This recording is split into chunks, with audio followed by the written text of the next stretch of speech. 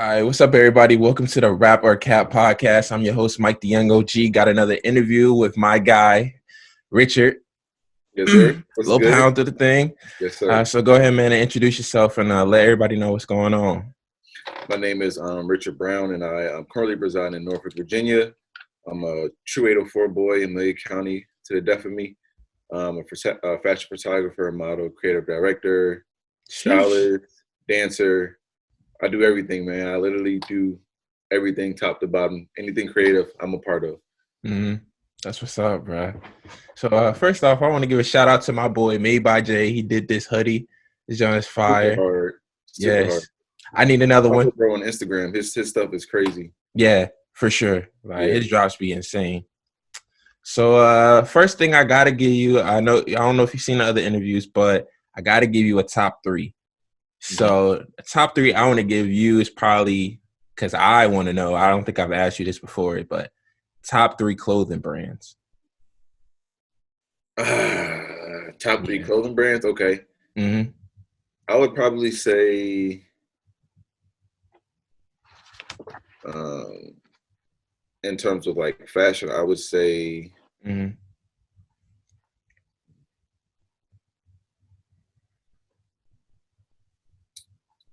It's a tough one. I would say Sakai. That's like a Japanese brand.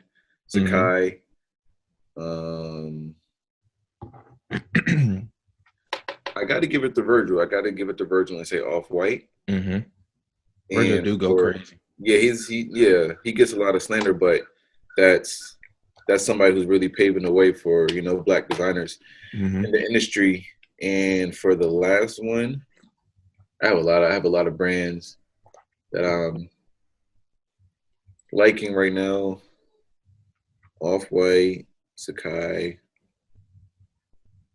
Oh, how could I forget my guy Pierre Moss? Kirby. That's my guy. Pierre Moss. I've been seeing some of his stuff. Yeah, his stuff goes crazy. Yeah, that's definitely he's number 1 right now. That's probably my favorite Black designer, favorite fashion designer right now. Without a doubt. Yeah, that looks solid. I ain't gonna lie to you, that looks solid. Yeah, man. I mean, definitely gotta give love to the Black designers right now with especially with the social climate kind of shed light on Black creatives in the industry because it's kind of like overlooked right now. So Virgil and Pierre Moss and along with a bunch of other people are doing their thing right now. For sure.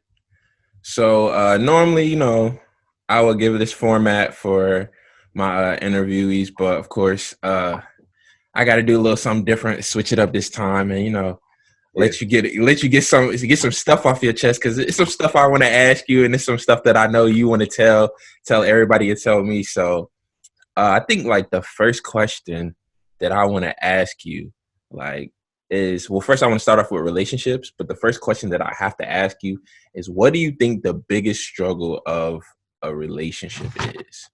Biggest struggle? Yeah. In 2020? Yeah. The biggest struggle I would probably say is commitment. Is commitment on both sides because just everything that's going on with today, it's so fast paced that like it's hard to keep your hands on just like one thing and not just relationship wise. It could just be career wise. It could just be socially, mentally, emotionally, like just trying to keep your hands on so many different things and then having to commit yourself to, that one person. Yeah. I think it's probably the most difficult thing. And, with social media, you slide in DMs, you can talk to whoever you want. You can get at whoever you want at any moment. So like, that's also like falls in the line of like commitment and, the I guess the disparities of being in a relationship or working through a relationship is like, I think the commitment aspect of it. Okay, so you say, the commitment aspect from like even from like the cheating and like staying faithful, even to like having extra time from like work and like personal things that you want to do. Yeah. Because me personally, I feel like a relationship, which it shouldn't feel like it, but it's another job. Like it's another job that you have to, you have to upkeep. You gotta, definitely bring your A game. Like you gotta show up, or you get fired essentially, or whatever. So Mm-hmm. like, and how I feel like, being that I view like relationships in general as like a job, Mm-hmm.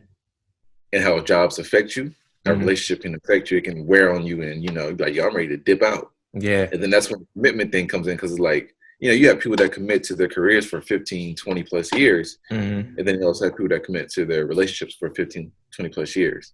Mm-hmm. So I think those two kind of go hand in hand. There's some, commonalities, with Mm-hmm. work and, relationships, but um, most definitely. Yeah, I really like that analogy. I never really thought of it as like a job. At the same time, like I did, but just not as in depth as you did. So like staying right there in that lane, like how do you feel like, well, what is your view when it comes to, you said people commit to like a job for 15, 20 years, people commit to a relationship for like 15, 20 years, like sometimes. So how do you feel about people who are able to commit to a job but aren't like able to commit to a relationship long term? Like, you know what I'm saying? Does it like really correlate? Like, okay, like when I'm over this job, then I'm over like my relationship, or like, you know what I'm saying? Like, how do the two kind of correlate or Um, differ? I think, because obviously, if you're in a relationship for 15 plus 20 years, you're married and plan on being married for the rest of Mhm. your lives. Yeah. Obviously, once you're in a career, after X amount of years, you can retire. Um, but like, the beginning stages of both aspects, you got to build your portfolio. You got to build it up for you to be solidified in that area that you're in, whether it's the relationship or the career. Hmm. And being that we're young guys, we're like the new generation that's going to pave the way and change the way of how things used to be. Hmm. So I don't see for our generation, I don't see a lot of marriages. I don't see people being in their careers for 15 plus, 20 plus years. I see us Yeah. being um, co-parenting. I see us having several different jobs, several different careers, side hustles, main interest, hobbies, and then whatever is the main driving force financially wise. But Hmm. I don't see us being like I don't see it being black and white anymore. You have one wife, kids settle down, move into a house with a white picket fence, or parents in the career 15 plus 20 years, and then you're done. Like, you've been in that one career your whole life and never Hmm. really got to experience anything outside of that. And I feel like Hmm. our generation is going to break that mold to try different things with different people and with ourselves. So you should kind of change the dynamic of things for the younger generation that's coming up underneath of us. Hmm. Yeah, I feel like the baby boomers kind of started the model for us, like showed us like how to reach a certain peak of success, like with staying Right. in like, the model and the frame and the form. But now I feel like millennials and even I forgot what the next generation is called. It's like Gen. Are we Gen Gen Z? I don't know. I thought we were millennials. Uh, But they said, I think they were said the millennials cut off at either what 90, 96 or 97, something like that. yeah, it's something weird. And then Yeah. it goes to Gen Z.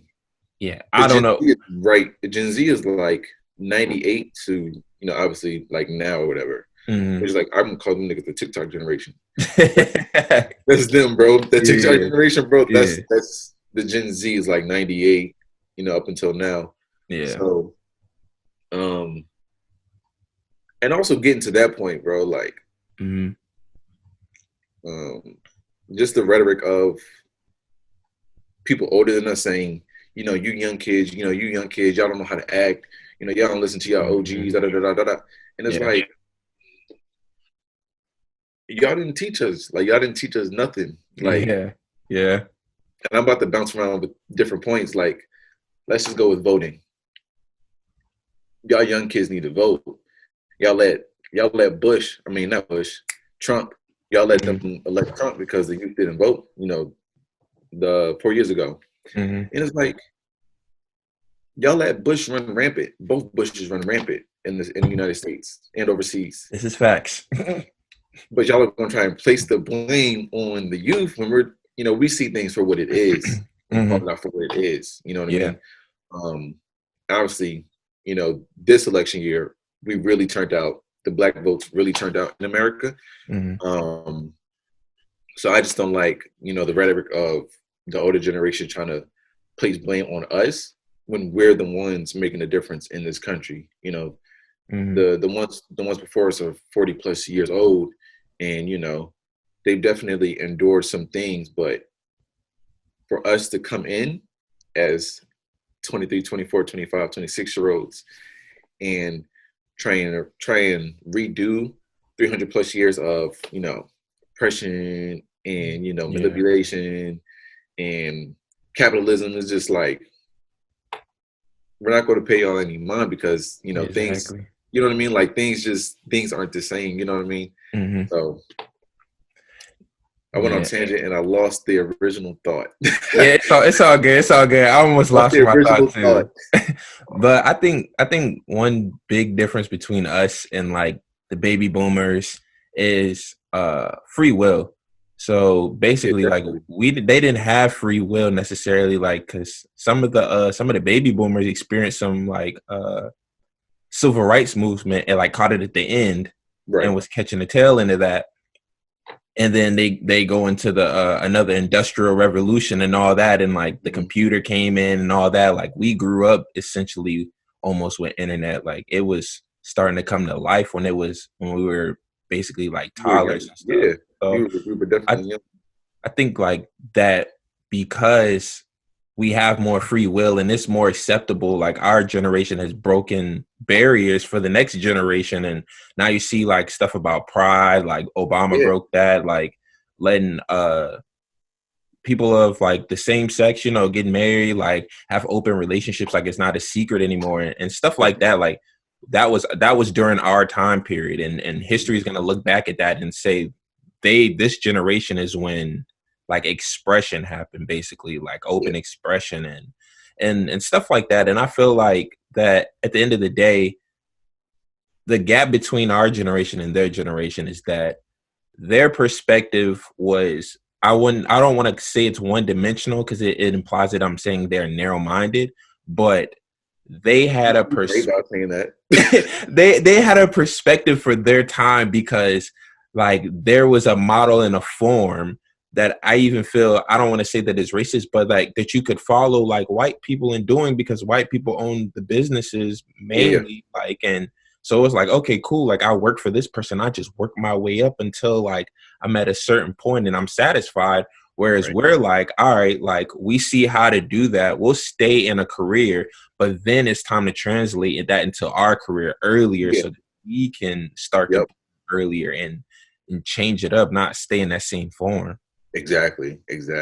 So Um, that's like perfect. Like our generation is just so, the ability to be free is definitely something that's been stripped away from us as Americans. You know what I mean? Like, hmm when you originally, like back in the day, when you looked at America, it was the American dream. You come here to fulfill your dreams, the land of the free, home of the brave, you hmm know, mentality, hmm and like that's literally been stripped out of us. You know what I mean? The ability to freedom of expression has been, you know, revoked, and now we're like gaining it back because we don't care. yeah, Um, Thanks to social media, a lot of things are being televised and exposed. exposed. So like, and we're all thinking the same thing. It's like being ever so far away, hmm we can still have those conversations about what's going on in Utah or what's going on in New York, and then that like-minded consciousness is what's going to like break the mold for the younger generation. Also, get the older generation to see that you know how things were before isn't going to be how it is 50 plus years down the road. Yeah. So I definitely think we're on a good track. We definitely got some bad apples in our generation, Yeah. but as all generations do, but you can't really prevent that. Um, I think going forward with that, um, it made me think of Kanye, like the freedom of expression, and Mm-hmm. Kanye, like Pharrell, kind of like back on the topic of relationships. My friend, he's 21, and he's trying to talk to this girl who's 25. Obviously, there's an age gap, and Mm-hmm. if the roles were reversed and he was 25 and she was 21, it wouldn't be that much of a big deal. But being that she's a woman and she's older, it's kind of like, frowned upon in her perspective. Yeah. And he was talking to her and he was showing me the messages, and she was just saying how she feels like she's running out of time, and she just feels pressure to kind of be at a certain place at a certain time. Yeah. And I completely felt where she was coming from, because I personally felt like that. And I Mm-hmm. told her, I was like, even though you're getting older, you don't have to lose, your youthfulness. You don't have to lose, the ability to be free. And that's what makes me think of like Kanye and Pharrell, because they exemplify what it means to, in my opinion, what it means to free think, and also being youthful. Like being in your youth is so important. Like, because when you get older, you start adulting, you're paying bills, you got kids, you got da da da da da, and you lose that sense of that freedom and youthfulness. So I really think for us to pave the way even better is like being socially and self-aware about freedom and youthful. We need to let our kids be kids, let them experiment, freely express themselves, and nurture that. Like, as we're adults, like as adults, we need to like nurture our nieces, our nephews, our brothers, sisters, baby cousins, like all of that, because they're going to be the ones in 20 plus years that's going to be voting for AOC or somebody else coming up underneath of us. You know what I mean? Yeah. I also feel like our generation, like, we're more aware than any generation that has came. Like, we understand like traumas, like generational curses. Like, we're more aware. Yeah. We may not handle them as well as maybe the baby boomers or whatever, but we're more aware than they are. Like, they don't find things, and they didn't find a lot of things until their 40s, 50s, 60s and stuff. And Right. I think one of our biggest problems is, as the millennial or Generation Z, whichever one you want to say, is that we know that our parents' ceiling is our floor. So we already have a high expectation of where we're supposed to be. But it's the simple fact that, for one, we don't have a model, because we're basically taking the hit for everything. Like, we're the people who are like breaking the boundaries. Like, so we're finding out things as we go. Whereas the baby boomers is like, this is where I started. Like, this is my career, and I built this at this, and at this age I was making this. Where it's like, okay, like, we're not gonna stay in a career. Like, a lot of people, like, now it's more common that you see in like 30-year-old millionaires, like, or somebody like 22, like invent something that's like, you 25, you making millions, like, just off of like something small, like, or streaming. Like, everything is like, you have more available resources to do things. So like, we don't have that model to really sit back and look at and be like, this is what I need to do, this is where I need to start. Instead, we're like finding it out as we go, and then realizing how traumatizing it is, like, to be a CEO, or to be like a business like idealist, or an expressionist. I think we're realizing how difficult it is, but I think we're also ready to take on that challenge to be in the front of everything. Like, we're willing to take the bullet, and we're gonna take the bullet for everything.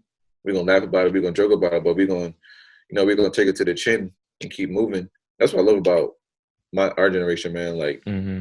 we don't play. Like we play, but we don't play at the same time. Yeah. It's Yeah. crazy. Yeah. I really, I think that too, like, is another gap in between the generation. It's kind of like, like, we sitting back and we're doing our thing or whatever. And like, if we fail, for us, it's just like, like, we just gonna roll with the punches. Like you said, like, Right. we'll take the bullet. But for like the generation before us, it's like, see, if you had did it this way, like, and you had just did this to Real get old comfortable. fashioned. And this, we're like, yo, we not trying to be comfortable. Like, this Yeah, process ain't comfortable. Like, exactly. where we want to get to, it's not gonna be comfortable. So like, yeah, we're willing to take the bullet that might set us back a year or two. Like, Yeah. in the name of, okay, like, if I don't take this risk, like, what if I'm setting myself back 3 years by not taking the risk? Like, what if I like shave off 5 years, and if it doesn't work, I lose 2 years? Like, we're ready to take that risk. I And think that's the speaking of difference. risk, man. So I think I had told you about the job offer I had in New York with Snow Yeah. Island. Mm-hmm. Like that's a risk. Like just up and leaving and going to New York, hightailing to New York, which is where I wanted to live. Well, actually, I want to live in Toronto, but that's a whole nother story. But but the big city was is where my head is. Mm-hmm. And like I knew that like I'm a risk taker. I feel like you're not going to get anywhere in life if you don't take risks. Yeah. So wanting to take that risk to go to New York was not only, I feel like it would have been like a double-edged sword, or it would have been like a high risk, Mm-hmm. high reward scenario. Like, you know what I mean? Yeah. Like going up there, there's a good chance you struggle for a long time, but there's also a good chance, there's other job opportunities or, career interests up there for you to experiment with. Yeah, and And, especially in New York. for what I want to do, fashion, photography, styling, modeling, that would have put me 2 years ahead than staying in Virginia. Mm-hmm. So like now that I'm here in Virginia, still is like feel stuck, and I don't like Yeah. feeling stuck. Like I feel like I need to be on to the next thing, and I felt like that was the next thing. So like now I'm trying to, brainstorm how the hell I'm gonna get back up there, or get Yeah. another job interview to set up some moves. You know what I mean? So like, it's definitely difficult, man. It's definitely a hard thing to do, Mm-hmm. for sure. Staying right there in that lane, because that's the next topic that I kind of wanted to get into, the fashion photography. But like, like, before we go all the way into that, I just want to ask, like, I want you to just elaborate, because I can tell people all the time, but nobody gets it, because you see people like Chris Brown, Tappahannock, Trey Songz, Petersburg, Missy Elliott, Pharrell, Timbaland, like 757, Allen Iverson, 757, Russell Wilson, Richmond. You starting to see more Forgot he was from people. Richmond. Yeah, you start to see more people coming from Virginia, but nobody knows how hard it is and how small the opportunities are here in Virginia. And I just want you to kind of elaborate and like kind of get into that, because I feel like Get into it. yeah, I feel like you know more than me how difficult it is opportunity wise as a creative to try to venture and try to get that opportunity. And then when you finally get an opportunity, and it's like, maybe you take it, maybe you don't take it. And if you don't take it, it's like, you don't know when another opportunity is going to come. So you just Right. elaborate on that. So like, man, that's a lot to unpack, because all right, so the people who are from Virginia and who have left Virginia and become successful, they did it off of their own strength. Like they paved the way. You know what I mean? They paved the way for themselves. Oh, I don't mean to cut you off, but You shout out to good? Pusha T too. Shout out to Pusha T too. I forgot Yeah, he's from the 752. yeah. That's the big homie. Mm-hmm. They've paved the way for themselves, and the thing about Virginia is we want you to succeed. We see you doing your thing, but we're not going to help you. We're not going to help you get to where you want to get to. We want to see you get it on your own. And like, I'm not talking about like somebody asking for handouts. It could just be like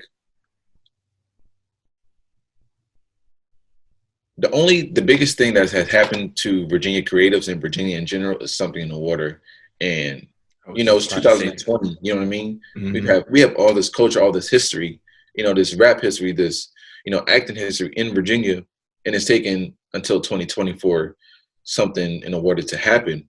Mm-hmm. Big shout out to Pharrell and Friends with You for setting that whole thing up. But like, it shouldn't have taken that long for the Yeah, spotlight to be shed on Virginia and for Virginia sure. history. So like, just trying to get out of Virginia, my mindset is like, you can bust your ass in Virginia, you can get 20,000 followers, you could be popping, but eventually you're going to have to leave. Mm-hmm. And I posted on my Instagram story, I want to say 2 weeks ago.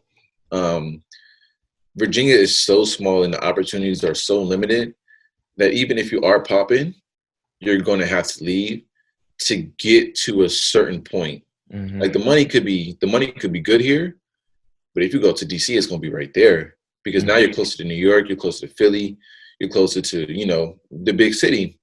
I've definitely had some opportunities to go up to New York, but being that I'm in Virginia, is so much more difficult to get up there when they could just find somebody in New York, DC, Baltimore, drive 2-3 hours, and they're already there. So like being in Virginia kind of limits the job pool in that aspect. So like I feel like after a certain point, and once creatives are comfortable with their craft and the work that they're putting out,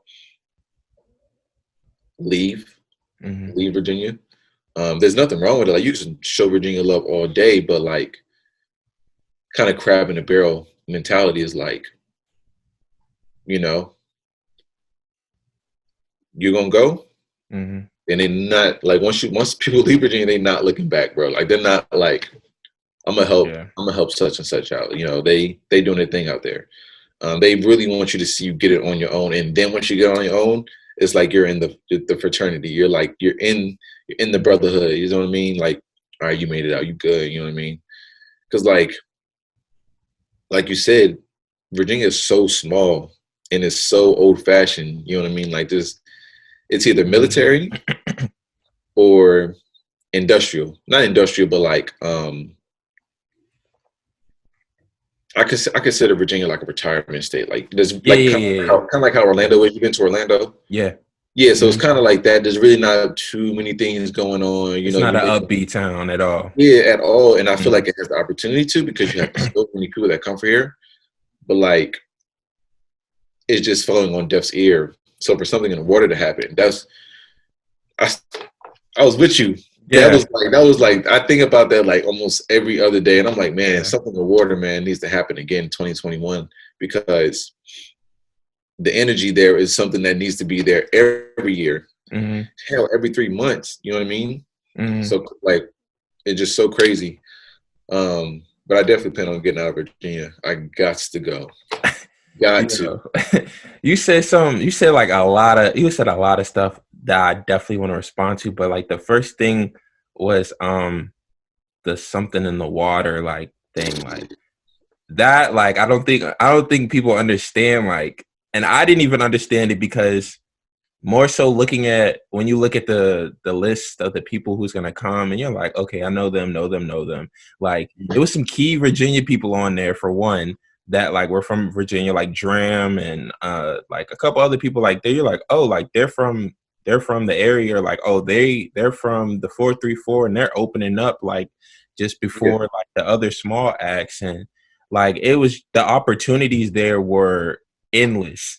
Like as far as networking, all of that, just endless, and like no violence, like what Virginia Beach was known for. Like, oh, they're a very violent city. Like they just cracked top 10 for like murders or whatever. Heavy policing, all that. Yeah, and for us to not have any event like that, nobody went to jail, nobody got shot, like none of that for like a whole 3-day, really a week span. Yeah, I was gonna say a week. It was really a week because people were flying in just to be here. Cali, New York, like Toronto. I know people from Toronto that came down, people from Florida.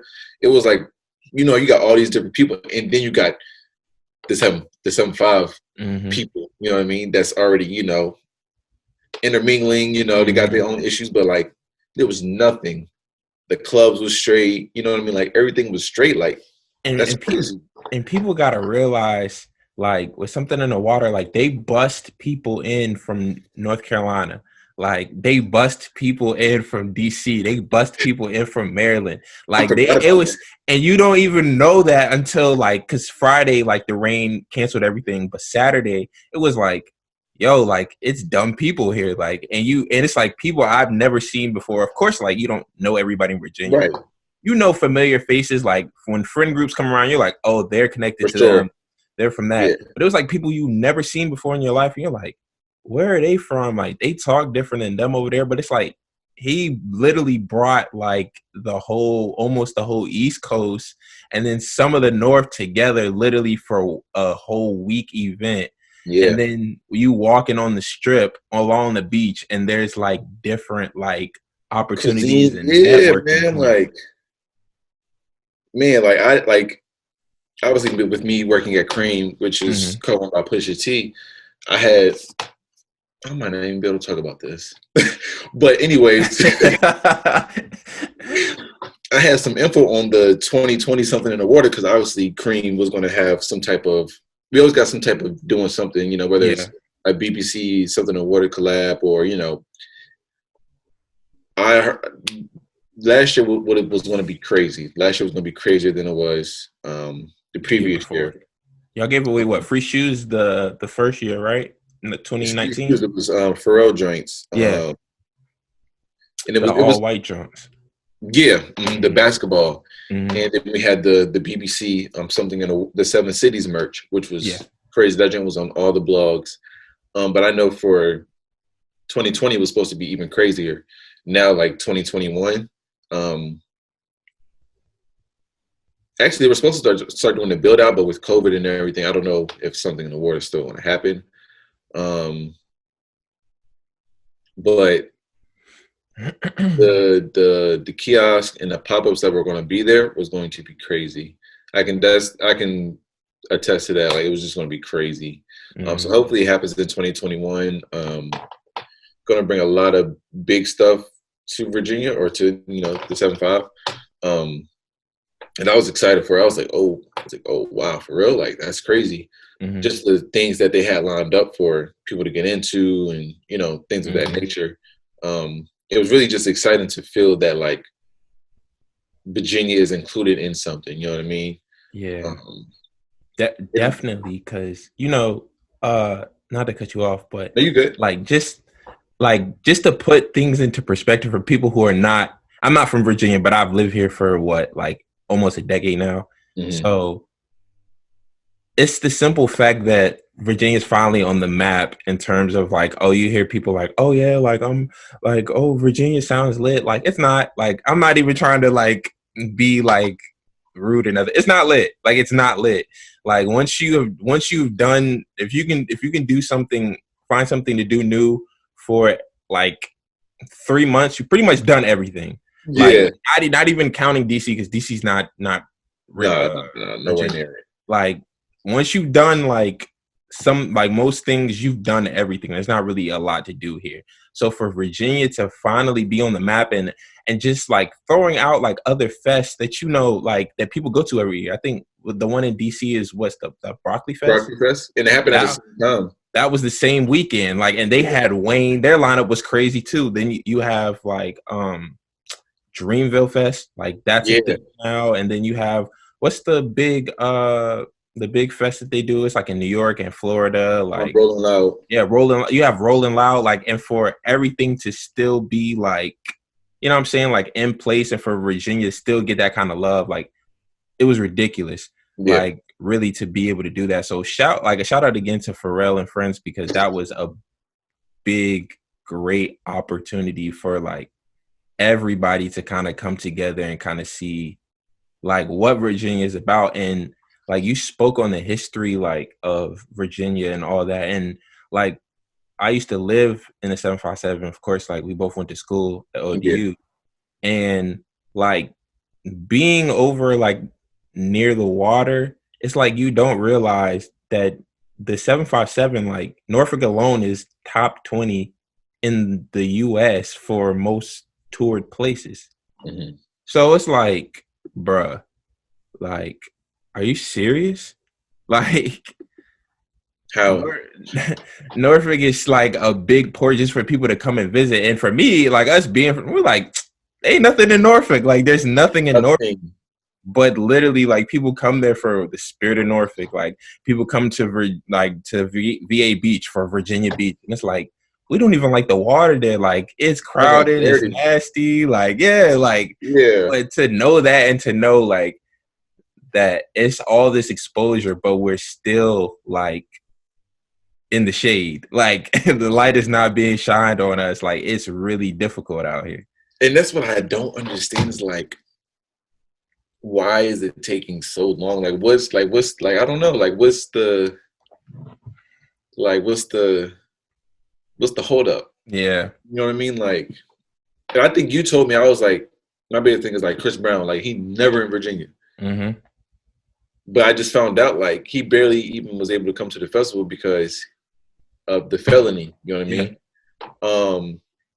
So I'm like, okay, that makes sense. But like, there's really nothing for the kids to get into. Like, there's no music studio, there's no dance studios, there's no nothing for to nurture. Like I said before, like to nurture that creativity in the youth. You know what I mean? Like, there's nothing. So I heard all you see is violence. All you see is killings and going to clubs. That's all you see because that's all there is to do. There's nothing else. You know what I mean? So like, I feel like Pharrell doing something in the water was really important, but there needs to be more things that need to be done to change the culture of Virginia, not Yes. just somebody make it big and then gone. You know, definitely come back and build a boutique, cream, build a skate park, Mm-hmm. build a dance studio, build an art design studio. You know what I mean? Build a clothing shop for fabrics and a bunch of designers out here, a bunch of fashion designers. You know what I mean? Definitely nurture the creativity in this area because we can go toe to toe with New York, we can go toe to toe with DC, we can go toe to toe with LA. We definitely can go toe to toe with DC. Yeah, they do be doing their thing up there. They be doing their thing, but we be doing our thing too. You know what I'm saying? Yeah, without a doubt. But like we can compete with all these big cities, but it's like the redheaded stepchild, bro. It's just like y'all little niggas stay in the South, bro. Like y'all, Yeah. y'all little people stay in the South.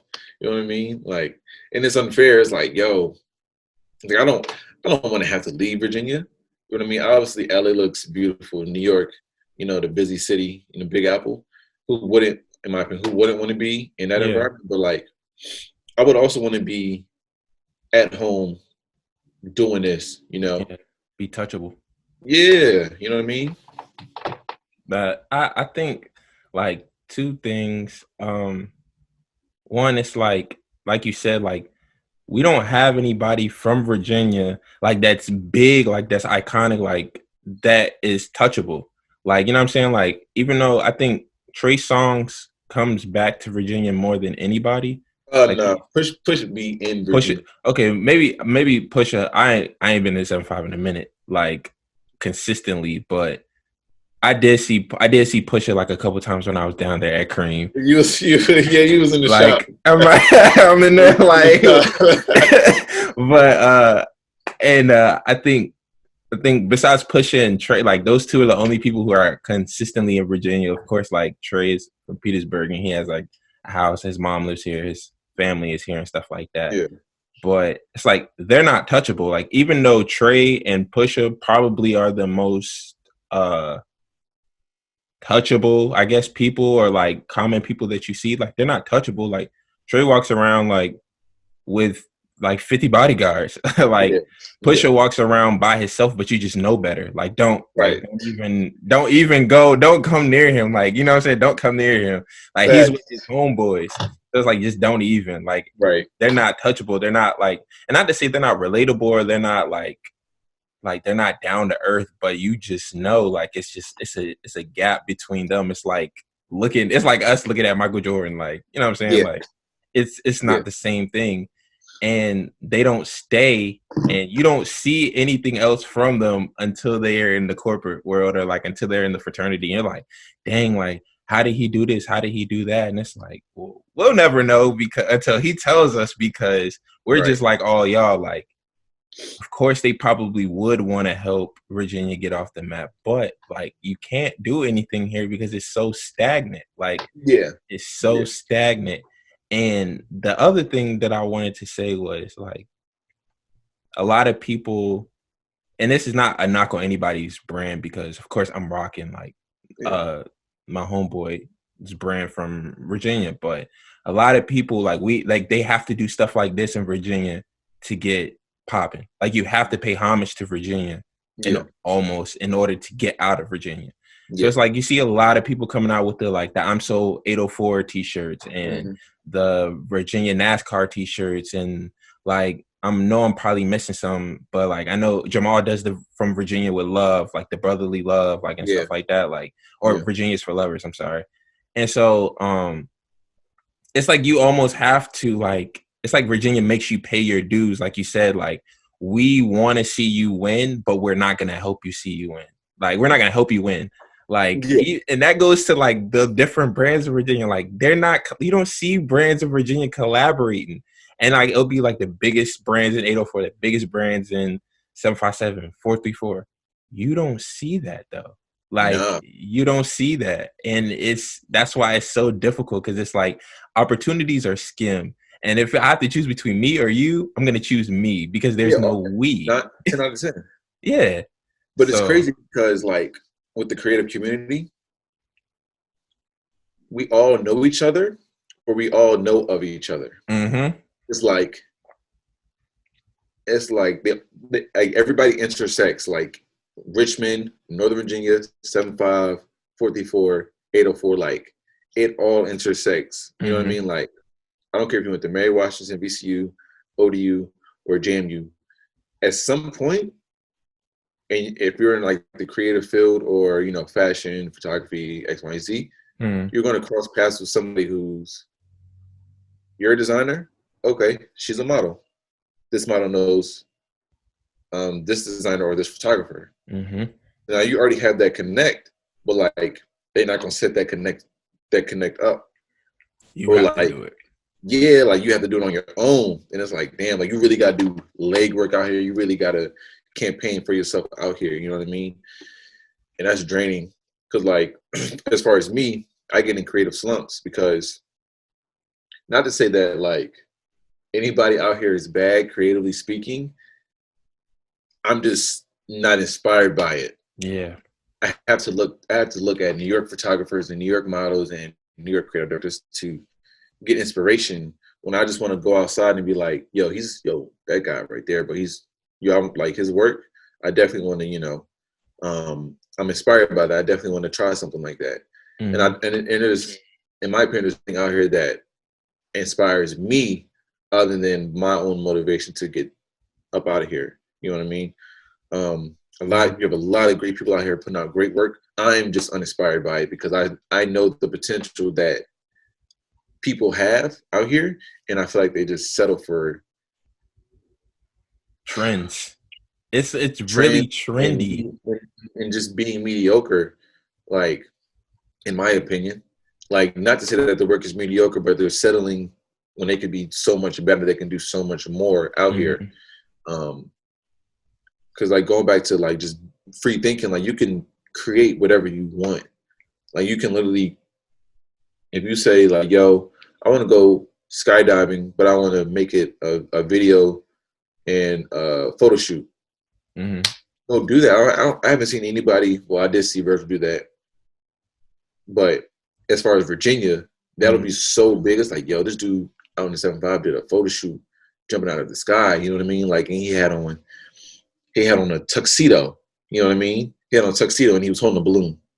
Like, you know what I mean? Like that's like let's push the let's push the envelope to be better, to get magazines like Vogue and GQ and what's the one up in DC? I think Drewski was on it not too long ago. Yeah. Oh man, got it. But like, they're for the culture and everything. Yeah. Things like that that'll like shine light on us. I feel like we're not doing anything. Mm-hmm. Like sometimes I just sit back and just be like, man, I don't feel like taking pictures anymore because I'm shit boring out here. I feel like I done shot at all the locations that I could find, you know what I mean? Mm-hmm. And that also leads to like a lack of creativity, but like you just trying to find motivation out here. That's why something in the water was so important, because like it ignited a fire in me to be like, yo, this shit is, I'm happy to be from Virginia, man. Like, just having that was just like, and I'm still trying to keep on that flame, but like if COVID keep happening, I don't know how much flame I'm gonna have left. Yeah, I feel you, bro. Man, I don't even have nothing else on that. Like, you hit it like right on the head. Like, bro, like it's so hard to be a creative in Virginia, because it's like everybody, like once a trend starts in Virginia, everybody goes after it, because they're like, this is an opportunity, and whoever is the biggest brand, or like does the best with the trend, they're gonna get the recognition, and they're gonna get like it could be 10 people.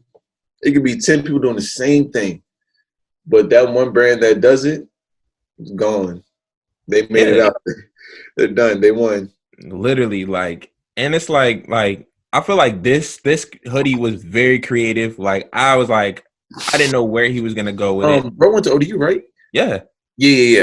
I've definitely peeped his work, man. He's hard. Like his stuff is hard, man. His stuff is really, really dope. I think it's unique. I think that's unique. Like that's just, it's, in my opinion, it's so creative. But it's crazy because I don't know if you saw the shirt he did before, like these, but they were like, or I don't know if they were before or after, but they were like the Patagonia.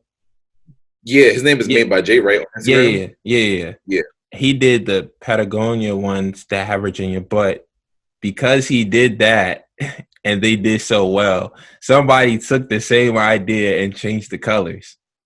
So yes.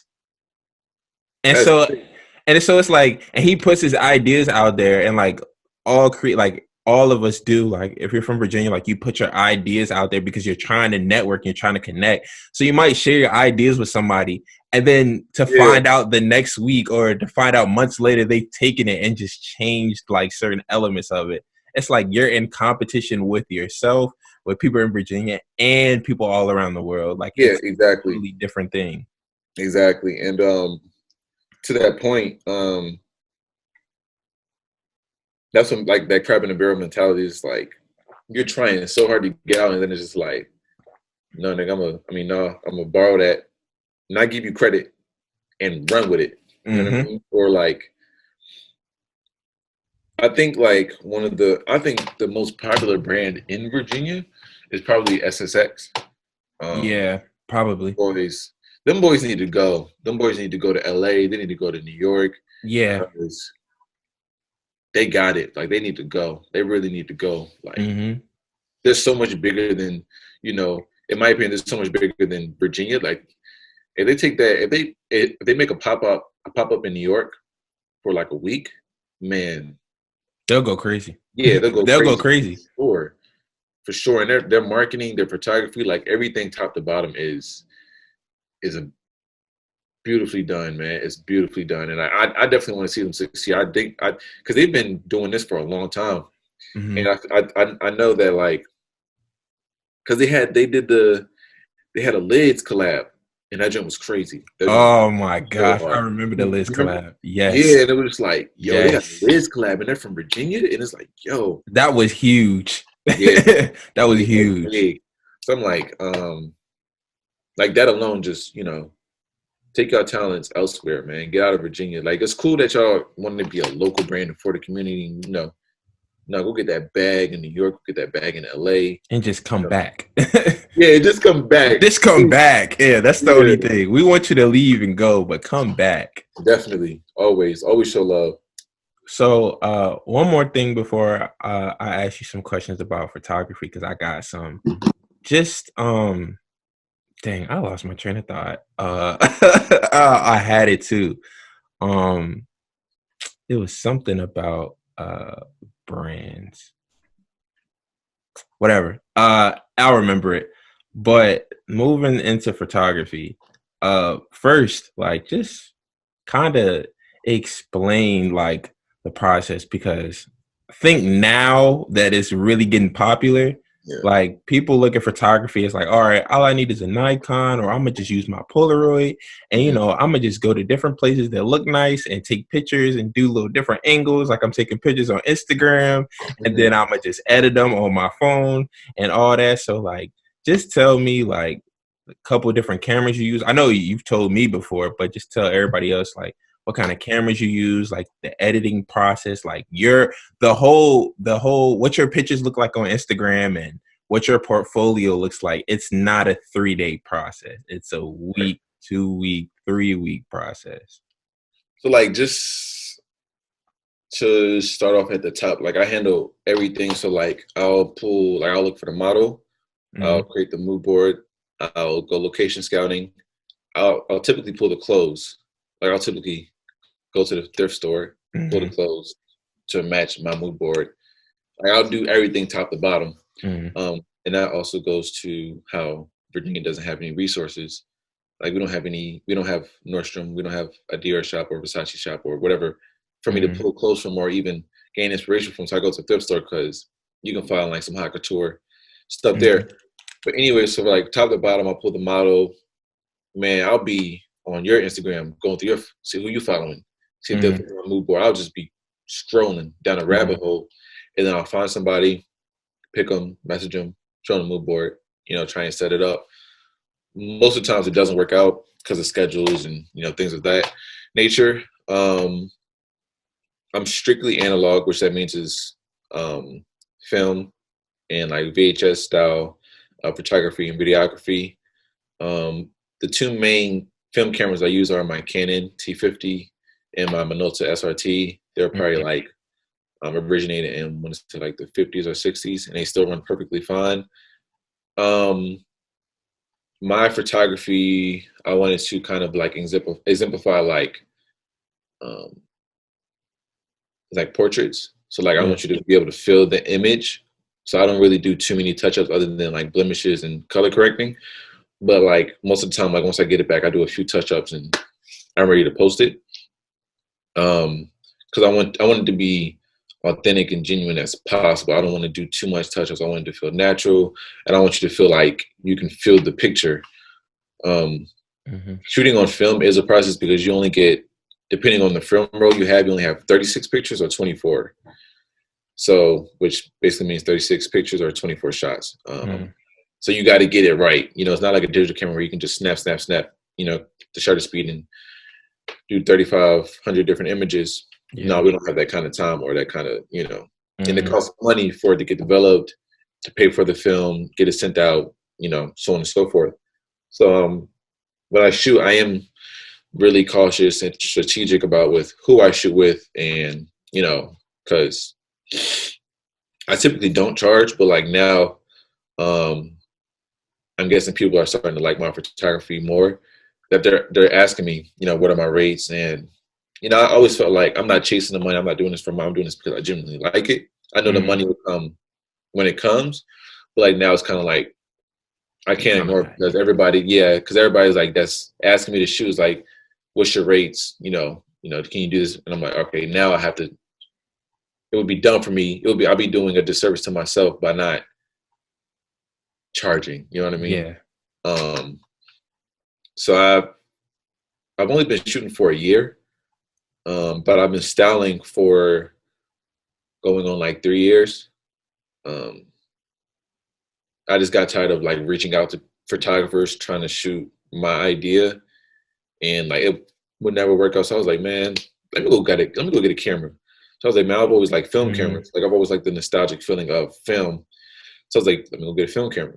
And then from there, just started practicing on a couple of people, trial and error. And now I got a pretty good hang of it. And now like the quality of it is in my opinion, it's good. It's not where I want it to be because I see other people's stuff. And I'm like, I gotta step my game up. Mm-hmm. So um it's definitely a process out here. A lot of people don't understand that like film is a process because they're just so used to the creators out here just taking a picture, editing, and getting it back on the same day. And like with film, it's a process. You know what I mean? Like, and the pictures could come out blank. I've had Mm-hmm. that happen a couple of times. Um, I shot a whole roll of 36 pictures. I don't know what happened. They all turned out blank. So I lost that whole set of pictures. And I was just like, Yikes. it's just like, dang, you know what I mean? Like, it sucks. So like, I think I think for the union shoot, the Jordan 4s, I think I had a roll come out blank. Like it was like I didn't take any pictures. Mm-hmm. So like that's like, but like the other pictures I took were decent enough for me to be able to post and for my owner to send to the Jordan rep. Um, so like it's good. It has the pros and its cons, but I feel like the pros outweigh the cons. If it's done properly, the pros outweigh the cons by a lot. Mm-hmm. Yeah. I mean, I think like I want people to really hear like, yo, all this stuff. Like, you're your own photographer, you're your own stylist, you're the director, like you're your own entity, like you're your own, like everything like that you do is by yourself, like. Yeah, And for people like me who just starting to get into everything, like the podcast was something that opened my eyes and just was like, wow, it's really hard out here for like people who are trying to start like their business and get stuff going. And so like you said earlier, like finding a graphic designer, finding somebody who's a model, finding a photographer, like if you're mhm. not doing it yourself, like it is extremely hard to get on people's schedule. It's extremely Yeah, hard to get quality stuff from people. Because you yep, got people out here who are really good, but they don't want to work with you because they're full of themselves, or like just because they can be difficult. And then you yeah, got other people out here who are legit busy, and it's yeah, like getting you with the podcast. It was like I got one day off, like yeah, Mondays, and yeah. 100%. I was like, dang, we could try doing person. He was like, time, and I'm like, yeah, like that's an Yeah, hour and 30 to you. Then we gotta have an hour, 2 hour window around the podcast. right. Then all that stuff. So it's like people don't really understand, like it's literally exhausting and draining out here to be a creative, Hmm. and you don't know how to do a little bit of everything. Like I Right. feel like that's what Virginia is kind of known for now. Like everybody kind of knows how to do a little bit of everything, You got to. because it's yeah, you won't survive Yeah. otherwise. You have to like really be heavy on networking, and it's hard Hmm. to network in this area, even though we all know of each other for the most part. Like, oh, that's Right. so and so. Like, they know him. Or like, oh, he's new, but he's cool with such and such and such and such. Exactly. Yep. Like, so it's extremely hard out here as a creative to really be able to do the facets that you're talking about. Right. And like going back to like how Virginia is just dead. Like we don't have anything. Like we don't have a Kith. We don't have the high luxury boutiques that other big cities have. We don't even have a Zara, bro. Yeah, We don't we even have barely a have an urban. Zara. We barely have urban. Yeah, so it's like when I say like just for people who like fashion, people who just like getting dressed. You don't even gotta be creative. You just like putting on nice clothes. We don't have anything for that person. Like we don't have anything for them. So what makes you think we're gonna have anything for someone who's trying to style, who has the opportunity to style Pusha T or an opportunity to style Pharrell or anything up like there's really nothing for us to kind of pull from. So we just kind of Mm-hmm. like it's really scarce out here. It's so scarce. It's mad scarce. Like if you Mm-hmm. wanna if like so say for instance, what I'm planning on doing is like at this point I'm gonna start reaching out to this modeling agency in Richmond Mm-hmm. and doing test shoots with their models. But being that we don't really have anything, I'm gonna have to order like I'll order like a Alexander McQueen dress online just so I can use it to shoot and then I'll return it. Mm-hmm. But like having to do that is a process within itself. You know what I mean? Yeah. Because there's nothing around here in the area that's going to give you that same feeling as like Alexander McQueen, dress. So you have to order it, to use it to make your shoots better quality Hmm. or to set yourself apart from the average Joe in the area. Yeah. I think too, like going along with the Alexander McQueen stuff, like thrifting is so hard in Virginia. Like Yeah. thrifting, and you're one of the people who got me into that. Like probably fighting for first place, who like really like really got me into that. But it's like it's so hard, even when you're thrifting. Like you'll find nice pieces, but it's hard to find inspirational pieces. Like a Yeah. piece that you can throw on and it's a standalone. Like you can throw essentials on with it, like and have different looks, and it doesn't look the same. Like Yep. Virginia doesn't have that place, like where it's like, oh yeah, you can go here and you can find something crazy, like from the 50s, from the 70s, or something like Right. that. Like Exactly. we don't have that type of, we don't have those resources to pull from. So it's like Mm-mm. when we're doing inspiration, it's like I just caught a vibe from looking at such and such video, or Yep. I'm online scrolling through like somebody followers or looking at somebody else stuff, and I'm like, I'm gonna do that, but I'm gonna add a twist to it. Like we don't have that here in Virginia to look at. Nope. And there's this show that I used to watch on YouTube. It's called PAQ. Mm-hmm. Have I ever showed you it? Like, have I I don't ever think seen the so. link? So Mm-mm. it's these UK guys. There's four of them, and they would do fashion challenges, fashion and photography challenges.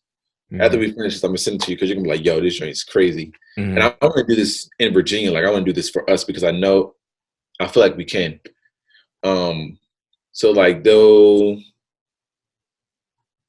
be like, you have $50 and you have to go to the thrift store and create the best outfit, top to bottom, shoes, jacket, pants, all that. And Mm-hmm. they'll do that and they'll come back with like a crazy outfit. But like that just that idea is so dope. Like just having a group of guys or group of girls going out and doing fashion and photography challenges is just, shedding light on the culture and, what it's like to make something out of nothing. You know what I mean? They'll do fashion challenge, like they'll fly to New York and they'll Mm-hmm. do a scavenger hunt and they'll have to pull, a biker jacket, a leather biker jacket from the 70s, and they'll be running around New York City looking for a biker jacket. And it's just so many different challenges and things that they do. They'll do fashion ad campaigns, like they did one for Polo. The one for Polo was crazy. You're gonna like That this show. sounds like the Joe Polo. I know is probably crazy. Man, you're gonna be like, yo, this is super cool. Mm-hmm. And like I want to bring that to Virginia, but like we don't have the resources to do that. We don't have. Yeah, I Yeah. can go and Cream and pull some off-white stuff, but then every episode I don't want to pull from Cream. You know what I mean? Like I want to Mm-hmm. go to Nordstrom and pull something, or you know what I mean? But like we can't do that. So like at that point, sources is limited. Um, but that's definitely something that show is something that gives me inspiration to try different things. Mm-hmm. View things in a different perspective as far as like fashion and photography. Yeah, I mean, like it, like you said, like stuff like that. Like we don't have stuff like that here in Virginia. Like nobody really like comes together, and really like I don't really want to poo poo VCU or any other college out there, and I don't want to make it seem like we went to the best college in Virginia or the best college in the world. But ODU is in such a unique and great place. Granted, it's in the hood, but all the creatives, What are you using the hood, man? all the creatives are from ODU. Like, Yeah. I'm sorry, like ODU, between ODU and NSU, that's where all the creatives from, like you, Sir John Morant on Oh, that's the homie. yeah, him. You got Kemp, HBK. Like you Yeah, got yeah, him, like with the Uncomfortable brand. You got Jamal. You got you, me, like the model Aaliyah, yeah. the photographer Ty, like, and a bunch of other people that I'm missing. They all are in the 757. Rosalina, like she's a model. Like all Yeah. those people, like are in the 757 area. Went to ODU, like are in that area. It's like the 757 is the creative city in I would say Virginia. so for sure. I would agree with that. I would Mm-hmm. agree with that. I would agree with that. Yeah. So it's like we said, it's hard out here because like you want to still be inspiring, but at the same time, it's like you can't like as a creator, you don't want to use the same things. So it's Right. like we can't it's only so many times we can use a model. It's only so many times you can use a certain photographer because Man, I done seen you know what I'm models get saying? used 10 times with like three different photographers, and it's like, yo, I've seen your face on my timeline 6 times today. Mm-hmm. Yeah, I'm sorry, but I can't use you. I need some. I need a Exactly. fresh face. I'm sorry. Exactly. And I mean, and that's and not to say like that It's not a it's bad not thing. fair. Yeah, it's not to say Yeah, it's get not your workout. fair, Get your but workout. exactly it's like I'm not trying to, make sure you don't shine, but at the same time I can't be like everybody else. Otherwise, Right. I'm not gonna go nowhere. So Right. Right. like Right. literally Right. like finding the right people and even people who aren't necessarily models, it's like dang, like and Those I are the don't people that I want. I want the exactly. non-models. Exactly. Like the awkward people who are like, I don't like cameras. It's like, no, no, no. Yeah. You'd be perfect. Just Yeah. because of that. Exactly. Like you'd be perfect. Exactly. So Exactly. yeah, like and I feel like also too, like going back to when you said like people who like just like to dress. Like I feel like I'm one of those people. I just like Yeah. nice clothes. Like I Yeah. wouldn't Yeah. consider myself fashion forward, like Mhm. all that. Like I know Like I you can't understand, you understand, yeah, but like you yeah, go yeah. out of your way to be like, yo, I need this and that. You just like, yo, I want to look good. You know what I mean? Like I'm not. I would say I'm fashion forward, but I'm not into it like the people who are like you and like other people. Like I'm not into fashion heavy. Like I couldn't tell you like three Right. low key designers like off the top of my head. Like I know and who Right. I like, but I couldn't go into detail about it. But I like to dress. I like to go thrifting. I like all that stuff. So it's Yeah. like for me, I'm like, I'm staying good with Rich. I'm staying good with Jamal. I'm staying good with like all the people who like are into fashion. Cause I'm like, all right, if I need a shoot for the podcast, if I need this, if I need that, their inspiration gonna help my inspiration. But it's like you don't got nobody out there, like you don't have like a bunch of me's out here collaborating with a bunch of like y'all.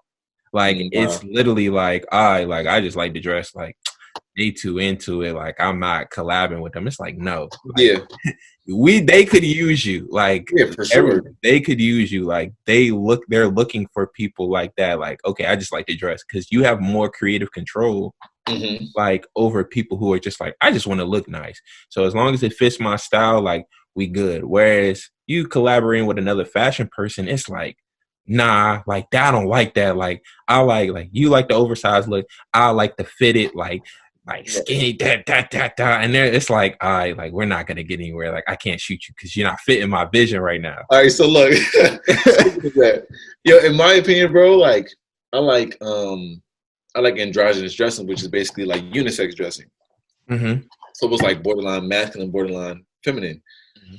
Um, I love seeing men in in feminine clothes. Mm-hmm.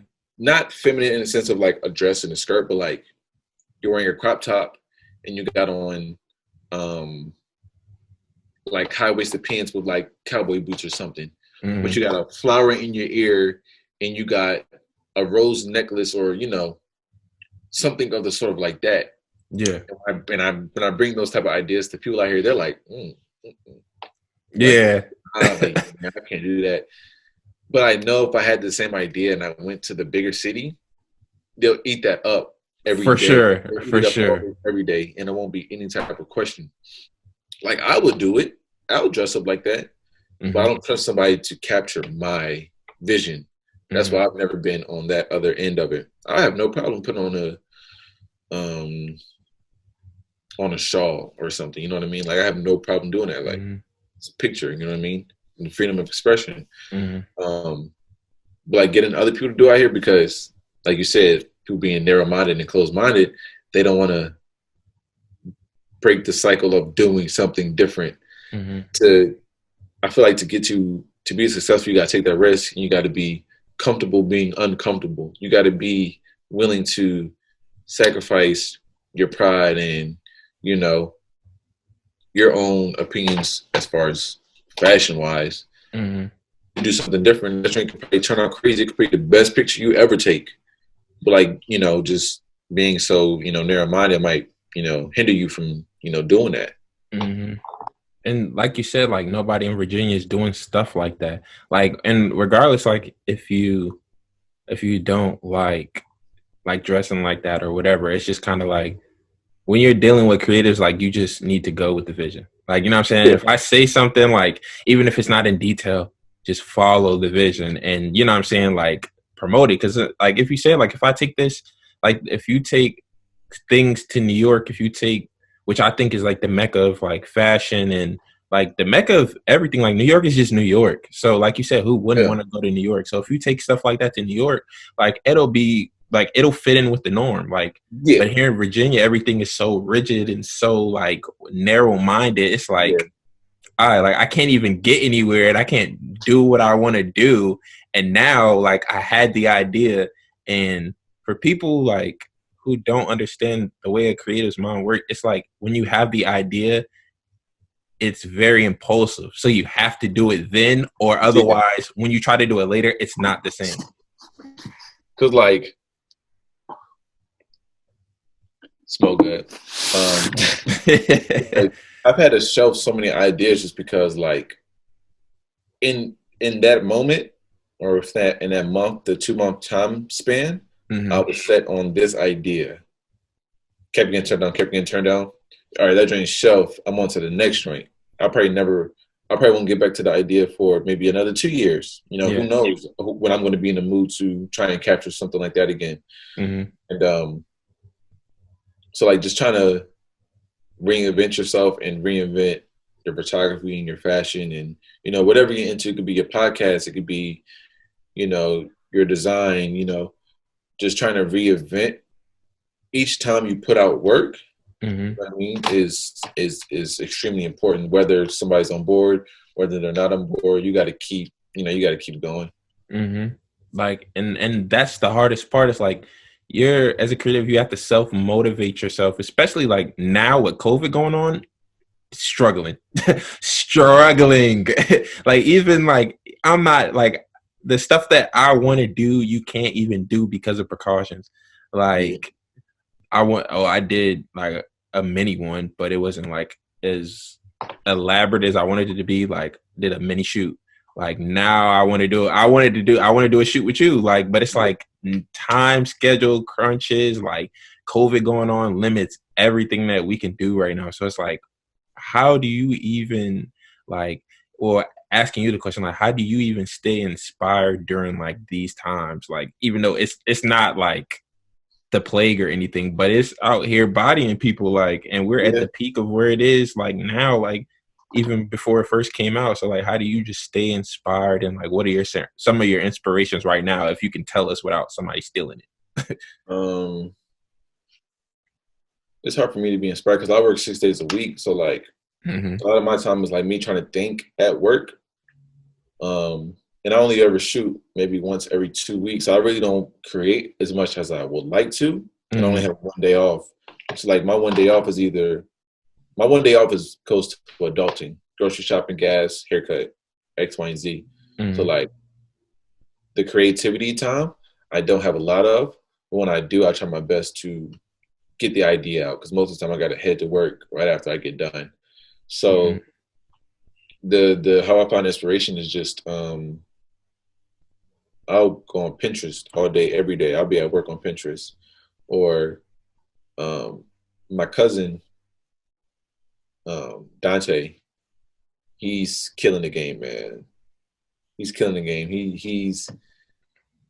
I'm messaging his Instagram right now. He's killing Mm-hmm. the game, bro. And that's like my main driving force because seeing him do it is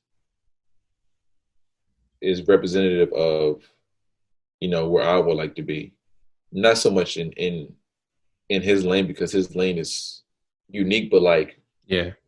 on that pedestal of working with high tier clients.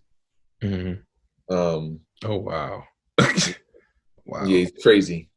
So I think like for like the next couple of ideas that I have in terms of like fashion and photography. Mm-hmm. I want to do like a Euphoria inspired shoot, and I got a Sheesh. couple of ideas. Mm-hmm. I just need to find the right model, and I think I have one. She works at Abercrombie and Finch. Fitch, is it Finch or Fitch? Fitch. Fitch with the T, Yeah, I TCH. think so. I think so. Abercrombie and Fitch.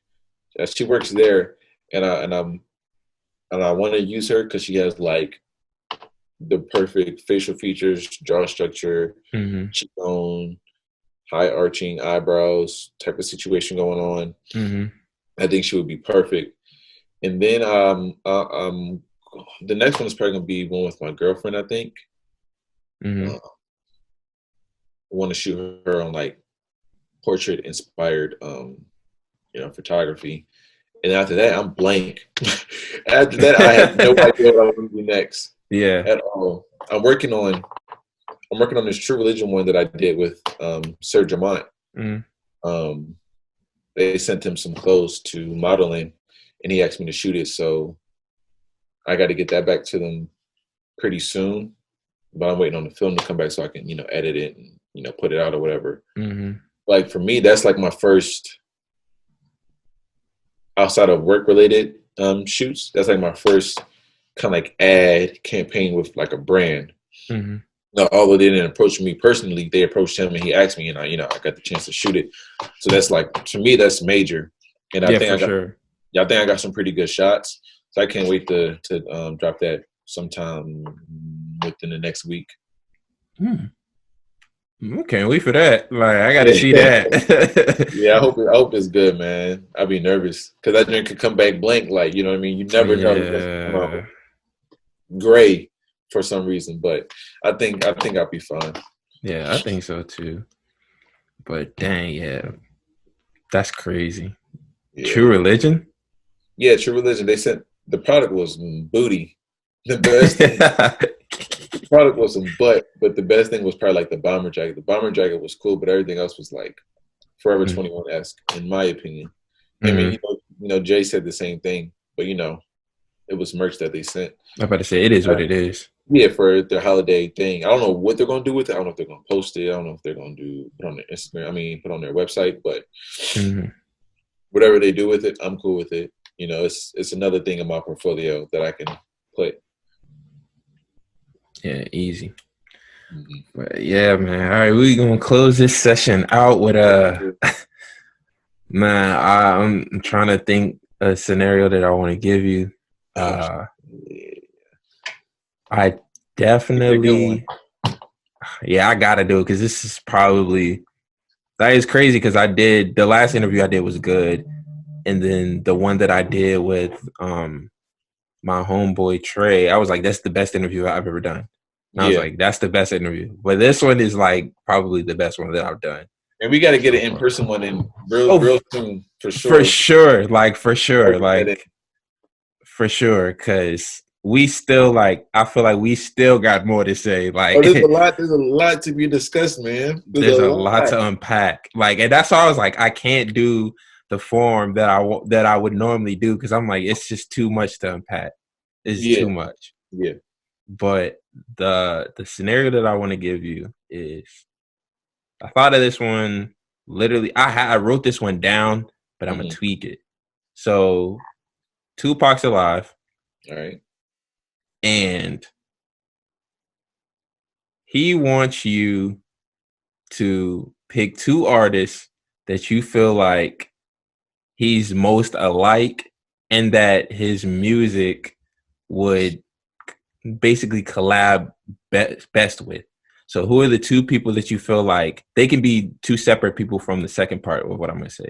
So who are the two people you feel like in the music game or just in general in that area that Tupac is most like, and then who are two people that you feel like Tupac's music would best collab with? They can be two different people for both. Um. Uh. who Tupac would most like in the rap game? The first two, and then who Rap he game, R&B, whatever, like music industry in um general. man, I'm really upset we didn't get to talk about music, you know, Oh on this podcast. yeah, we got to do that in person. We got to do Yeah, that yeah, in for person. sure. Uh Man, Tupac, I've always seen resemblance in Meek Mill of Tupac for some odd reason. Like Mm-hmm. there's somebody who's for the people, speaks on, the community, you know, really puts a whole city on his back, Mm-hmm. wholeheartedly. I'll probably say Meek Mill is who resembles Tupac. And Mm-hmm. also, I can give the generic response of Kendrick or Jay-Z or J. Cole, but nah. I would Good say one. Meek, Hot. and then I'll probably say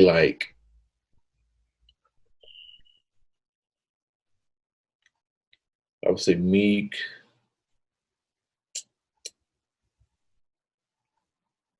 and Nipsey. Easily. Mm. Easily. Mm.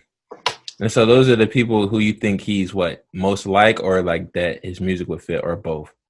Most like Tupac music would blend with anybody, in my Mm-hmm. opinion. But like what I would want to hear, I would want to hear Tupac and Brent Fayez. That's crazy. Oh wow, That's crazy. that'd be crazy, Bro, imagine Brent Fayez having a hook on Brenda's Got a Baby. That would be so hard. bro. Chill. That would be so That's hard. that's a really. Well, I didn't even think of that. That's a really great. That would be crazy. And then Tupac, and then as far as hip hop collab, I would want to hear. Mm. I got to hear Tupac and Ross go at it on the 6-minute track produced by Kanye. Ooh. I got to hear that. Tupac, come out of your cave in Cuba, bro. We know you alive. I need that. We need that. Hey. That's yeah, that's That's the, legendary. yeah. That would be hard. Ross I and Tupac going at it. Man. I'm gonna say one of mine that I feel like his music, of course, would collab with anybody and it'd be smooth. But Mm-hmm. for me, I feel like Chris Brown, go ahead and say it. yeah. Oh yeah, bro. I feel like Tupac and Chris Brown have so much in common. It's ridiculous. Like, cause I feel And like like music wise, or just like in life, like just in general. both. Cause I'm like the Tupac situation when they tried to say he raped the girl or whatever in the hotel. Like I feel Mm-hmm. like that was similar to some of the stuff like Breezy gets accused of that all the time. Whenever he comes out the house, mind you, he doesn't come out the house, but like when he does, it be stupid stuff like that. And then Yeah, he has the countersue and get rid of all that like smoke and stuff like that. And he's very outspoken, and Tupac is very outspoken. very And rebellious. Very yeah, rebellious. they're very rebellious, and that's creatively and just in general, like they're Yeah. rebellious. And the clip of how much music Tupac does, like him and Breezy, like when they drop, they don't drop like I'm gonna do a 12-song album, I'm gonna do a 5-song EP. Like last mixtape Breezy drop was a 30-song mixtape to Yeah. go along with the album he dropped 2 weeks later, which was a Yeah. 20-song album, and he just got off of this 30 almost 30 36. song 30 song album that he just dropped last year. Before that he had a double album with 50 something songs on there, and I'm like I have Tupac's a I have a I have yeah, a I have a I have a music related question in regards to Chris Brown, because we okay, both know Chris Brown, like that's the guy. for sure, that's my guy. We both know his catalog is crazy of unreleased music. Mm-hmm. He has Grammy worthy music in his archives. Mm-hmm. Even Heartbreak on a Full Moon and Indigo. Yeah. I feel like if he just limited his songs to just 12 to 15, maybe they're both Yeah. they're both Grammys. Like he doesn't need. Like I get it. Like you got so much music, put it out. Streaming for streaming purposes, put it out. Mm-hmm. But in terms of quality, 12 to 15, you're good. You're done. Yeah. You don't do anything else. Like Mm-hmm. you're gone. Like you don't have to.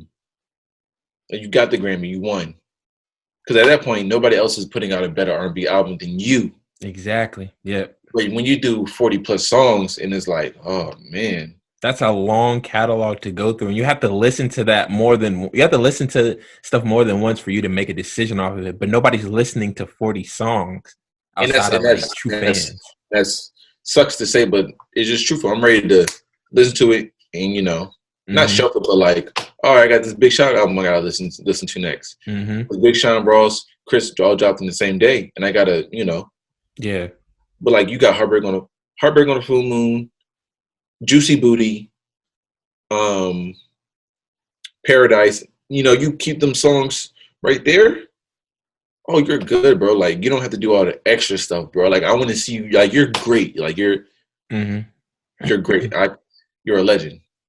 You don't gotta do all the extra stuff, bro. Like, you don't got to at all. He definitely has some throwaways on the albums like that he does, and I get it. Like, we love Chris Brown's music, like everybody, like regardless if you're like, oh, it's like he dropped too many songs or he sound like some of these sound the same. It's like, all right, like at the end of the day, like within his album, you can create your own album of like 10 songs that you like really, really rock with. So it's like, I'm gonna do that. I'm going to do that.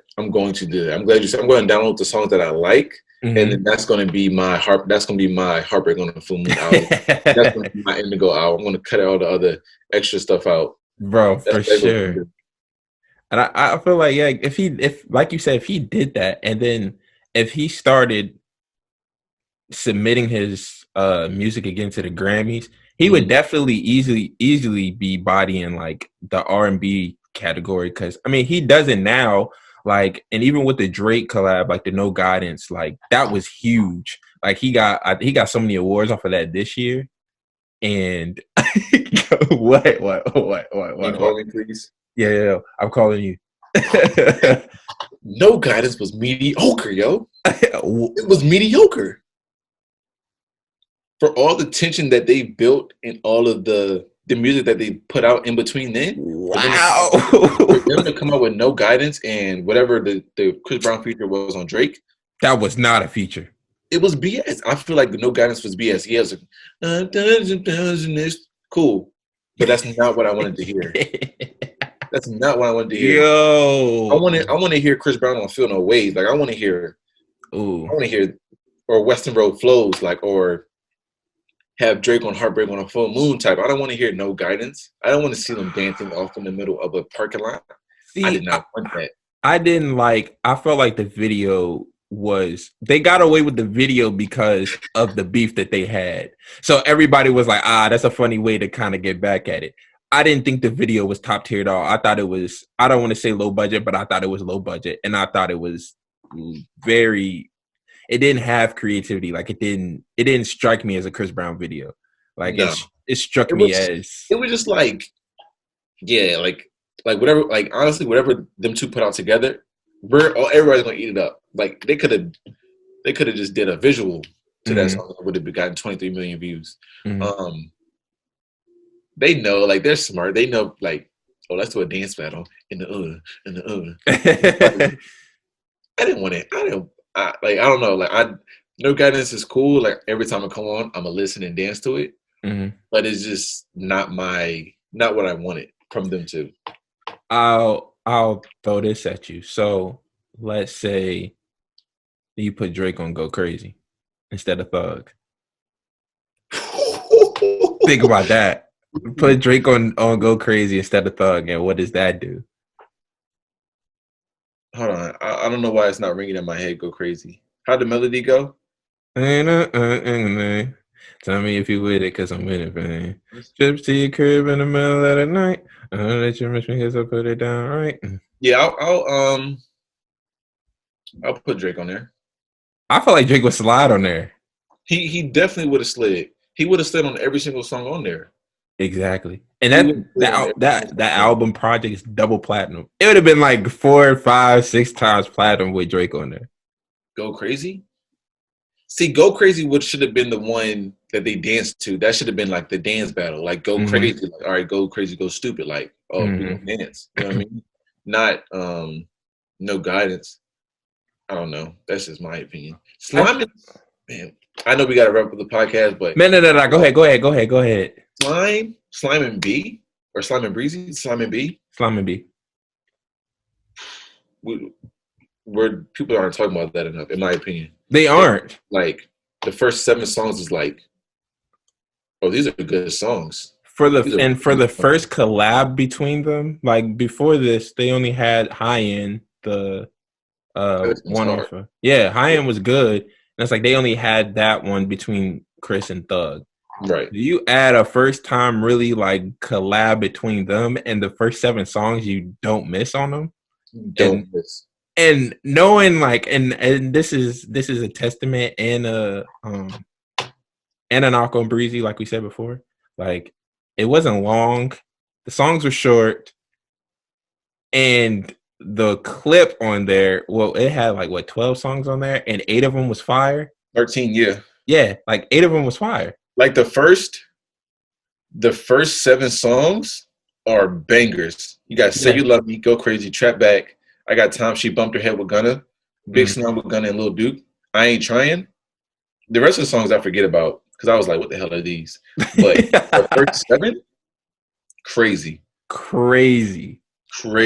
I'm like, yo, you don't really get collab albums like that anymore. So like to have 2 big artists on it was like, and they're solid, like they really blend together. It was like, because I ain't gonna lie, I was like, I kind of downed it at first because I was like, it's either gonna be really good or it's gonna be really mid. And I was like, yeah, for sure. Because I was like, I don't want Thug on there trying to sing, like on the hook. Like, yo, Thug singing auto-tune is crazy, bro. It is crazy. Like it sounds good. Like I Ain't Trying. Yo, that's probably my favorite song on the. I Ain't Trying is a sleeper. It's so. I'm like, why did Chris do a video to Say You Love Me instead of I Ain't Trying? I Ain't Trying would go crazy. I Ain't Trying, and I feel like She Bumped Her Head would have been crazy. That would have been crazy. Yeah. Sometimes I'd be like, yo, Chris is so. What does he be thinking sometimes, man? I didn't do PR or marketing for him because this just don't make sense. Like, just don't make sense, man. And it's crazy because he dropped and he told us, he was like, oh, we're gonna do videos for like I think it was like 6 songs out of the 13 or like 5 songs out of the 13. And I'm like, Chris, like you dropped Go Crazy, and then like basically when other people were off the album, you dropped Say You Love Me, and that was like a cartoon thing, and it was like, all right, like to follow up with that, you need something else. See, like, and he's trying so hard to push Say You Love Me to get like the views up because they worked. I was reading his post about it. Mm-hmm. They've been working on the video since like last December before they put out the album. Yeah. And, obviously he wants to get recognition for, the work that they put around it. And I'm like, I like the video. Like, it was something different. But we want to see your ass dancing. We want to see you dancing, bro. We want to see you dancing and singing. The animation was super cool. If you had did the animation and then, like, you had popped and turned into a real person, yeah, crazy, or like that'd have been crazy. That would have been like a crazy video. I'm like, oh, like this is some next level stuff. Like, he comes up out of the TV, Say You Love Me, talking to the girl, or doing something different, like, you know what I mean? But like, yeah, Go Crazy video bled into the Say You Love Me video. So now I'm trying to see what the hopefully does I Ain't Trying, or Big Slimes or something. Yeah, and it sucks because I'm like, why? Like, I get like you have to space them out for marketing reasons, and you want to push it as much as possible. And I'm like, it would be dope if you had did the what was the first one? Go Crazy. Then the next month you did I Ain't Trying. I mean, the next one, Say You Love Me. Then I Ain't Trying or something like that. Then something after that. Then boom, like, and then you could promote all that because it's like a mini movie and it all leads into each other. But he usually does mini movies when he drops albums. Like, it goes all into one another. So I'm trying to think of I can never pinpoint what he's doing. Like, so like this collab was a surprise. Yeah, it definitely was. I'm still waiting on the Chris Brown Joyner Lucas collab album. Man, that is so overdue. Long overdue. Like, they just shelved that joint. I'm like, and the songs were great. Like, the songs were facts. The snippets that he put out were great. Yeah, and it's like people be like, "Yo, Chris Brown can't rap," and I'm like, "Yo, he was rapping bar for bar with Joyner Lucas, like, for sure, easily, for sure." he was Was it going. Stranger Things? It was like 3 songs that they Mm-hmm. did, and they were fire, and the music videos were fire, Mm-hmm. and then just done. So I'm like, now I want to know. Did you see this? You posted the snippet of Chris Brown. And the Jacquees joint? No, it was a recent one that everybody was going crazy for. It was just Chris Brown in the studio, and it was an R&B joint. It was like it sounded like This no, is when he was in the hotel. Yeah. I know what you're talking about. Mm-hmm. I heard that, and I was like, oh, we got old Breezy back. I'm like, oh, we got. I was looking for that song, bro. I still ain't found the whole thing. I was looking. I said, man, I gotta. Yeah. Yeah, bro, that drink was crazy. I was like, oh yeah, next Breezy album is gonna be like, I feel like it's gonna sound like royalty, to be honest. Yeah, I feel like, dang, man, like I'm trying not to get into it, but Royalty was so great. Like Really? it was so great. I think Royalty is probably his most slept on album Mm, because I felt Fame was his comeback story. The first one everybody loved. The first and the second one everybody loved, exclusive and self-titled. The third one, Graffiti, it was kind of like after coming out the Rihanna situation, people really weren't rocking with it. Then you got Fame was his comeback story. Every one of those was a radio hit. yeah, and then it was X, right? No, after that is Fortune. Fortune was his techno stage. So you had Sweet Love, Turn Up the Music, like Yeah, more comeback stuff and like more mainstream to kind of get him flowing again. Then after Fortune, he had the it was X. yeah, it was X, and he had the legal stuff going on. He had X. Then after X, he had Royalty, and I thought Royalty was a sleeper. And then after Royalty, you had Heartbreak, and I thought Heartbreak was Indigo. I feel like Royalty is a sleeper. I only like one song on there, and it's "Picture Me Rolling" because I can dance You to don't that. you don't like Back to Sleep? Oh yeah, well hold on. Back to Sleep. Every single remix and the original is crazy. Okay, all right. I just making sure you don't like Wrist. Like it's cool. Like it's cool. You looking at Like, the track list now, aren't you? yeah, I'm looking at it just so I can go through Dang, it. you didn't like Who's Gonna? Who's gonna like me? No. Oh, you got to listen to that. It's I like he honestly, bro, I don't think I listened to this album all the way through. I think I You just need to listen to it, bro. I'm telling you. I'm telling you. And oh this is the joint with Zero and Liquor. mm-hmm. Hmm. Bro, the song Anyway on there, I feel like you would dance to. You said who on it? And the song Anyway. Yeah, I keep seeing this song like on YouTube and stuff with Tyler Prax. Watch the video. I feel like you would dance to it too. All right, bet. It's part of the he put out like a mini movie series for that. Like each one goes together. I think it's like Liquor, Zero, and then it goes into Wrist, and then Back to Sleep, and then like two other videos. I think he ends with the last one is Little More. Before Little More, he does Picture Me Rolling.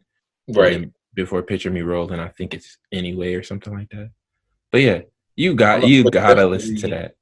I'm gonna definitely check that out because I don't like missing good songs. You know when you don't listen to the whole album and then 2 years later you're like, yo, what song is this? It's like, yo, what's one? That album. You're like, I'm damn, I like, missed I that. listened to that, but I don't Yeah, I remember remember hearing that that. time. I'm gonna definitely check that out today when when we're thrifting today. I'm gonna check that out while I'm thrifting. Might be some motivation. Ah, Somewhere. dang. I might have to go now too. Now that you said Yeah, that, man, I'll be finding gems, bro. I'll be finding gems. I ain't thrifted in so long. I can't even remember the last time. It might have been early COVID. Oh, for real? Mm-hmm. Oh Ain't yeah. been in a Okay. minute. No, bro, you missing out on some stuff because everybody cleaning out. Everybody had time to clean out their stuff out their house. Oh, I lied. It was the same day that I had sent you the jacket from Ross. Or That was like what was it June? yeah, It was around June. maybe July, August. It wasn't too long ago, but definitely because now bro, it's wintertime now. They got some Columbia stuff in there, boy. Exactly. Everything. And every time I go, I find a fire jacket. I need to stop. I really need to stop. I just like clothes, man. I like having things. Mm-hmm. I don't even wear the thing. I just like having it. Like, yeah, just so you know, I got it. Like, yeah, I got it. Like, look at this. I got this drink, man. Oh, Like, when you gonna wear it? I ain't gonna wear it. I just want you to know. Bro. I ain't gonna wear it till I go to New York. Nigga, New York shut down for 3 more months. You ain't going nowhere with that. Virginia hot. You ain't wearing none of that. Virginia's on fire right now. Man, I love Virginia, though. I ain't gonna talk too bad about it today. It's nice outside. For sure. Yeah, I'm definitely gonna have to go get some sunlight today. Yeah. But man, I appreciate you, my guy, doing this interview. Anytime, bro. I definitely got it. We gotta get one in person. Like, we gonna make the schedule work. Like, I gotta come down there. We're going on lockdown soon. I ain't worried about it. We're gonna have time. Oh, for sure. Oh, for sure. For sure. Yeah. I need a shoot, like, send me your rates, all that. Like, I need to shoot everything, bro. I got you. Appreciate it, man. But that's a wrap for another episode of the Rapper Cap Podcast. I'm your host, like I said, Mike the Young OG here with Richard. Instagram name at RichardM_B. Got it. Y'all follow him. Check out his work. Book him. He's very professional, very high quality stuff. The best dressed person I know. Give you your flowers while you're here. Gang. Thank you, my guy. You for sure. For sure. Yeah. For sure, my guy. Follow the podcast at RAPORCAP podcast on Instagram. Just remove the T and add a 1 if you following on Twitter. Like, subscribe on YouTube, and let us know if we rapping and capping. Peace out, y'all. Hey.